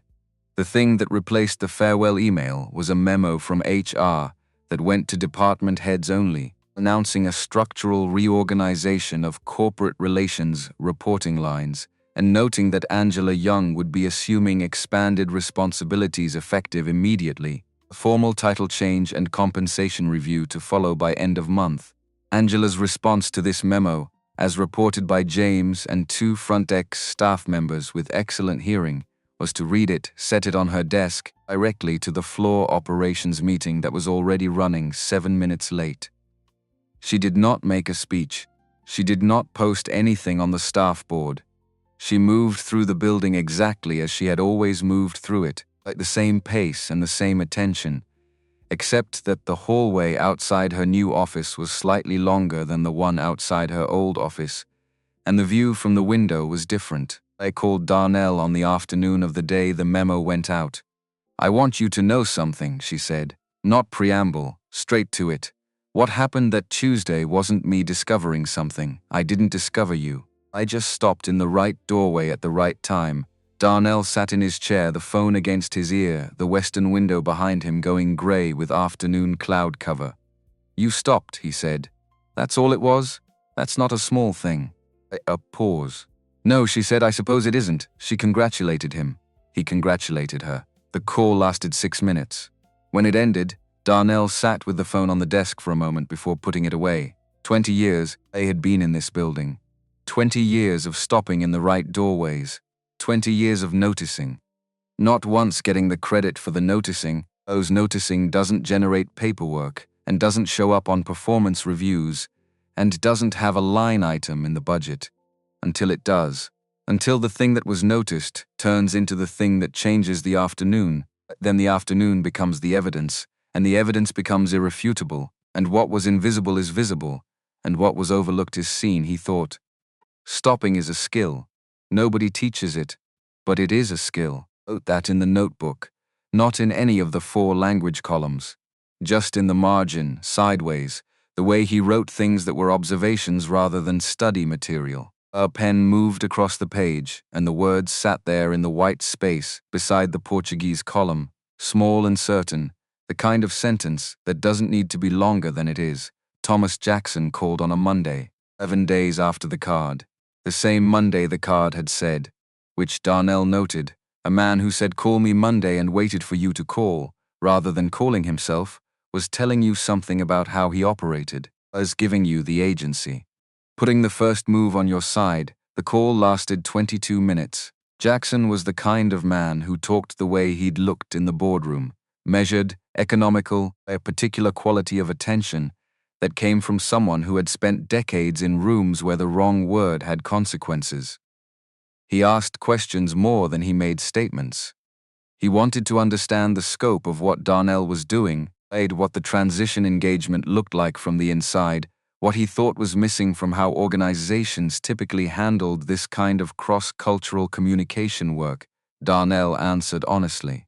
What was missing, in his experience, lay between translation and understanding. Most organizations hired translators, which solved the vocabulary problem and created the illusion that they'd solved the communication problem. They hadn't. Vocabulary was the surface. Under it was syntax, which was the architecture of how a culture arranged its thoughts. Under that was pragmatics, the rules about what you said and didn't say, and when and to whom and what it meant when you broke those rules. Most professional translation worked on the surface and hoped the layers underneath were compatible. They usually weren't. That's the gap, Jackson said. Not a question, a recognition. It's always the gap, and you work in the gap. That's one way to say it. Jackson was quiet for a moment. Then, I want to set up a meeting, not about the Harris deal, about something broader. The meeting happened the following Tuesday, at a conference room in Jackson's firm's downtown Houston office. The kind of room that announced its own seriousness through the specific quality of its light fixtures and the height of its ceilings and the way the chairs were precisely equidistant from each other around the table. Jackson had invited 2 other people. He introduced them at the start of the meeting with the brevity of someone who trusted the names to carry their own weight, which they did. The conversation lasted 3 hours. Darnell drove home that night with the particular brainfulness that came from 3 hours of talking at the level where everything matters, where every sentence was doing work. The air in the room felt denser than it should, because the ideas in it were dense. He sat in the parking lot of his apartment building for 11 minutes after turning off the car. Not thinking, exactly. Processing. The way a long run isn't processing while you're doing it, but processes you anyway, so that by the time you stop you are different from when you started, even if you can't identify the exact moment of the change. Jackson's 2 colleagues had asked the same question from 2 different angles. The question was, what would it take to do this at scale? Not for one acquisition, not for one hotel group in one transaction with one counterparty, but for a portfolio of companies that moved through cross-regional, cross-cultural transactions routinely. Because this was also about American regional culture, got overlooked by people who assumed that everyone in the country spoke the same language in every way that mattered. Darnell had given an honest answer. He didn't know yet, but he knew what it wasn't. It wasn't a translation firm. It wasn't a consulting group with a methodology deck and a proprietary framework and a team of credentialed generalists. It was something more specific than that, more human, more embedded, less like a service and more like a presence. Right about it, the rest of that evening, and the next morning. And the Tuesday after, when he was sitting in a document review session with the Harris deal's legal teams, watching a piece of meaning move from one side of the table to the other, and land slightly wrong, and correcting it before it could do damage, and seeing the expressions on both sides of the table shift from slight tension to something easier. Oh, what it needed to be. He just hadn't said it out loud yet. The idea came into full shape on a Saturday, April in Houston. Morning heat already building at 9:30. Us at the library early. The periodical room didn't officially open until 10, but the branch opened at 9, and he'd come in early to sit with the material he'd been working through all week. Library, on a Saturday morning, had a specific quality. The weekday professional crowd was absent. The people here at 9:30 on a Saturday were different. Kids with parents, working through the summer reading list even though it was spring. Adults at the computer stations. A teenager sprawled on the floor of the magazine section, reading something in a language Darnell recognized as Amharic, which he did not speak but which he could identify by its script. The teenager was maybe 17, head down, completely absorbed. The kind of absorption that meant the outside world had temporarily ceased to exist. Darnell sat at his usual table, the window, the side street, opened the large notebook, the one from the office, not the smaller carry one, and turned to a section he'd started 3 days earlier. Not a language column, not study notes, a framework, beginning of something that didn't have a name yet.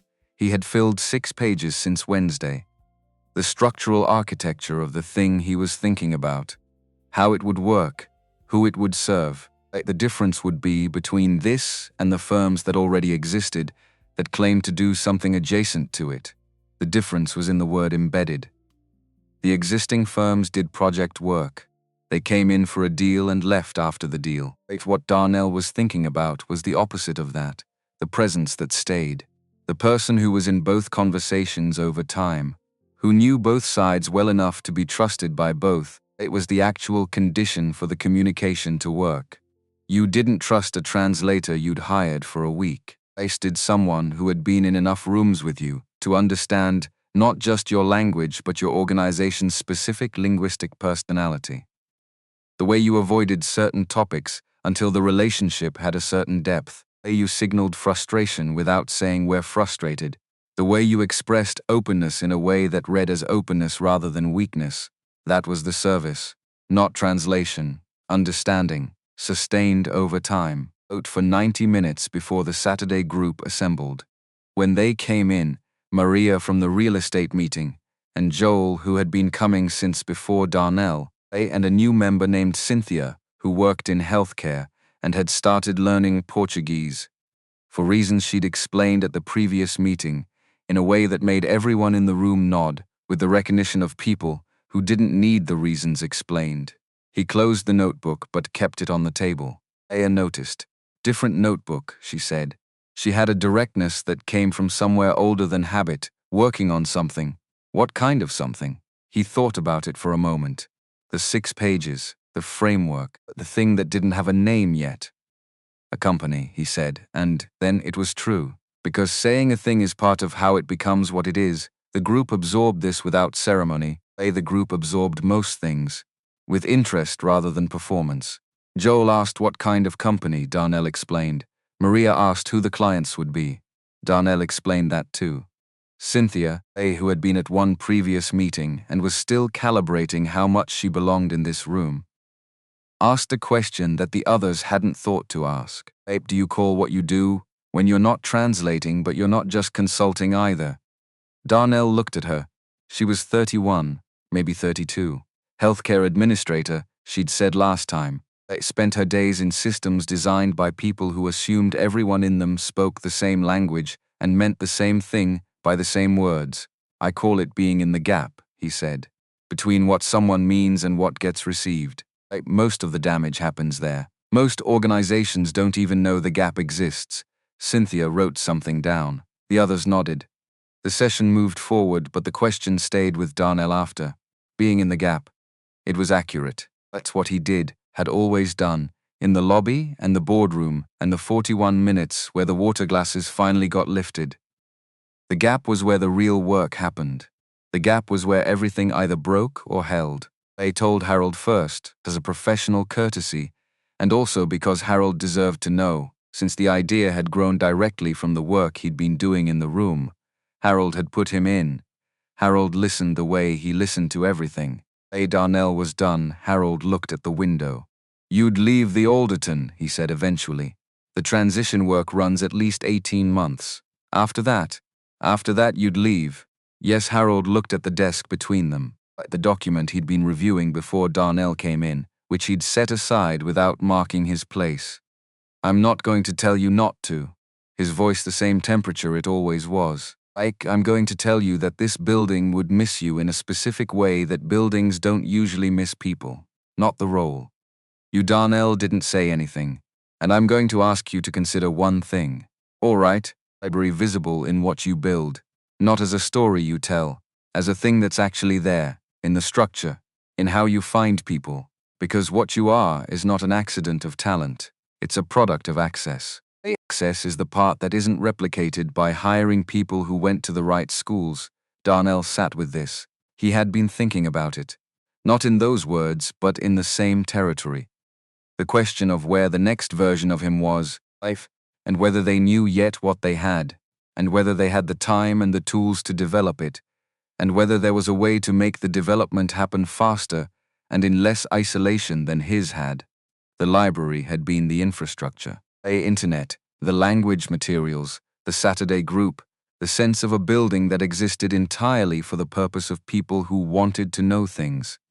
He had built a career on what that infrastructure made possible. The question was what he could build back into it. "I'm already thinking about it," he said. Harold nodded, once. The nod of someone who expected this answer and found the expectation confirmed.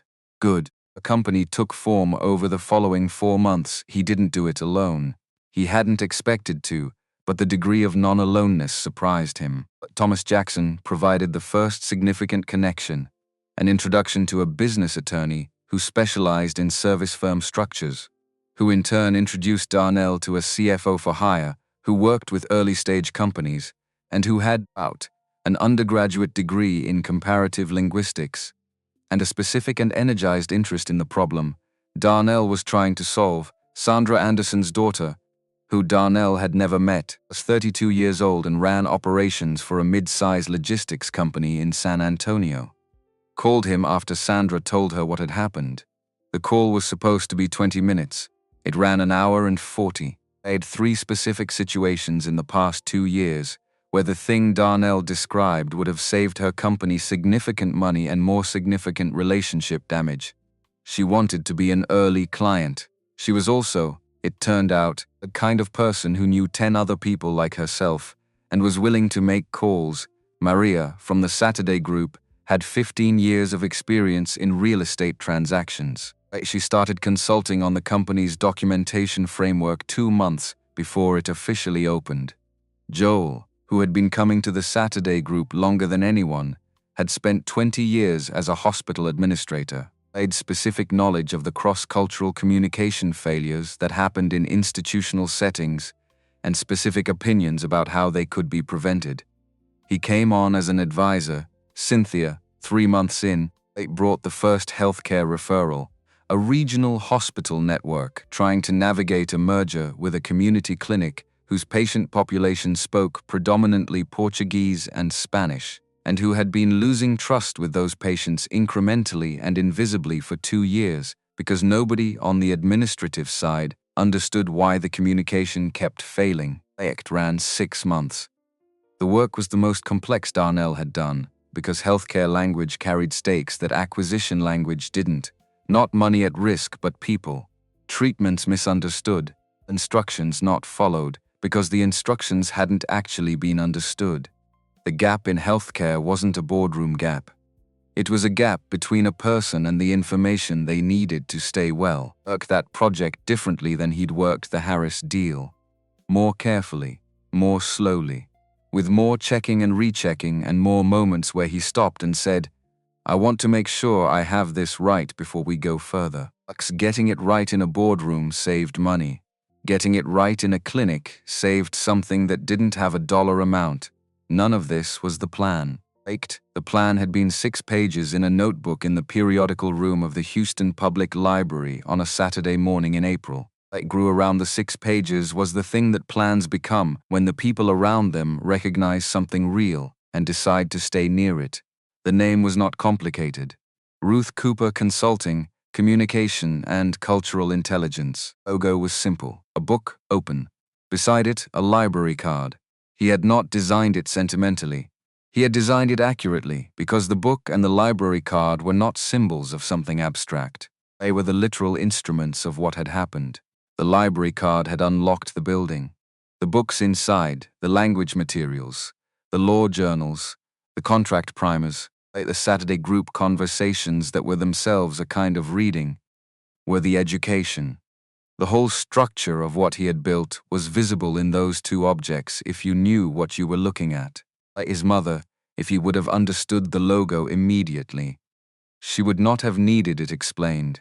He thought about her the night before the company officially registered, sitting at the kitchen table, the same table where she had sat with her coat still on, talking about her students. The same light, different year, different person sitting at it, though not entirely different. The sun was in the chair the teacher used to use. It was not accidental. He opened the notebook, both versions of the 4 words, the original, the line through it, the correction. She wasn't wrong, the door was just closed. He looked at both versions for a long time. He turned to the next blank page and wrote something he hadn't written before. Not a study note, not an observation in the margin. Something else. The door is open now. The question is what I build in the room. He closed the notebook, left it on the table, and went to bed at a reasonable hour for the first time in several weeks. The youth program launched on a Thursday morning in October, Houston Public Library. Main branch. The same building where the library card had been renewed 6 times. The same periodical room where the Saturday group still met, late. Where Maria had brought the real estate contract, where Darnell had written the first 6 pages of a company on a morning in April, when the heat was already building at 9:30. The program was a free language learning initiative. Enrollment, no prerequisites, no income verification. You showed up, you wanted to learn, you were in. The first session had 23 people. He had expected 12. Library's program coordinator had suggested 12 was a reasonable number for a first cohort, and Darnell had agreed. Then 23 people had registered in the first week the program was announced, and 11 more had emailed asking if there was a wait list. There was not a wait list, there were 34 chairs. I at the front of the periodical room on that Thursday morning and looked at 34 people arranged in the available chairs, and on the floor against the back wall, and on the window ledge, and he thought about his mother. He thought about what she had looked like at the front of a classroom, the specific way she had stood. Not occupying the space but settled into it, the way someone stands when they know they belong to what they're doing and it belongs to them. Don't give a long speech. He said, "My mother taught school for 26 years. She told me once that the mind was the only thing nobody could take from you. I believed her. I still do. This program exists because she was right. I here because you already know she was right. So let's get to work." That was it. 3 sentences and a directive. They got to work. Pager from the magazine section, the one he'd seen reading Amharic on a Saturday in early spring, was in the 3rd row. His name was Derek. He was 17. He had come, I told Darnell after the session, while helping stack chairs without being asked, because his grandmother spoke 3 languages, and he had never learned any of them, and she was getting old, and he was running out of time. This with the directness of someone who hadn't yet learned to soften the true things. Darnell looked at him for a moment. "How old is she?" 74. "You have time," Darnell said. "But start now." Derek nodded, the chair in his hands. A quiet seriousness of someone receiving information they intend to use. The 4th climax, when it came, was not theatrical. It came on a Wednesday afternoon in November, weeks after the nameplate, and 6 months after the Tuesday that started everything. Darnell was in a meeting of the regular bi-weekly calls with the Harris Deal's legal teams, the ones that had become, over months, linked close to routine, when Raymond Harris joined the call. He was not scheduled to join. His joining was not announced in advance. He came on with the slight audio delay of someone connecting from a mobile device, and when the call's coordinator said, "Mr. Harris is joining us." The energy in the call shifted in the specific way that energies shift when a principal enters a room that was previously operating at the level of their representatives. Harris waited for a pause in the working discussion, then he spoke. "I wanted to be on this call specifically to say something to Darnell directly. The call was silent. 6 months ago, my team was in a building that nearly lost us, because the building was looking at all the wrong things. The right things were there. They just weren't in the right room." A pause. "You put the right things in the right room. And what's happened since then, this transition, this documentation, this relationship, is because of what you did in that room. I want that said on the record, with the legal teams listening." With all of it on the call log, Darnell was at his desk, the western window behind him. November in Houston, which meant the light was lower and more amber in the afternoons, the sun taking a different angle through the glass. "Understood," he said. "Thank you." Harris made a sound that was not quite a laugh, more like a recognition. "You were the only person in that building who told me the truth. Do you know how rare that is?" "I know how rare it is." "Good." The connection sound of someone about to disconnect. Loving it. The call continued for another 40 minutes. The legal teams finished their agenda. The coordinator summarized the action items. The call ended. Darnell sat at his desk for a moment after. He thought about the word truth, what Harris meant by it, and what Darnell understood him to mean was precision, fidelity to what was actually said versus what was convenient to say, or safe to say, or polished enough to say without friction. The oath that Harris was thanking him for was not a moral truth, not courage, exactly, though there had been that, but a technical one. The truth of accurate representation, estimate, of saying the thing in a way that meant the same thing when it arrived as it had when it left. It was the same truth his mother had practiced in 26 years of teaching. The refusal to round off the difficult parts. Decision to give students the actual shape of a thing, not a simplified version that was easier to hold but wouldn't survive contact with the real version later. He opened the notebook, looked at the last entry. The door is open now. The question is what I build in the room. He picked up the pen, wrote one more line.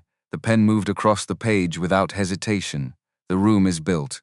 Now you teach someone else where the door is. He put the pen down. The notebook stayed open on the desk for the rest of the afternoon while he worked. He glanced at it occasionally without meaning to. You glance at something that is quietly organizing itself into the category of things you will carry for a long time. The last time he walked into the Houston Public Library, before the year ended, it was a Tuesday. Mattered because Tuesdays had a different quality now.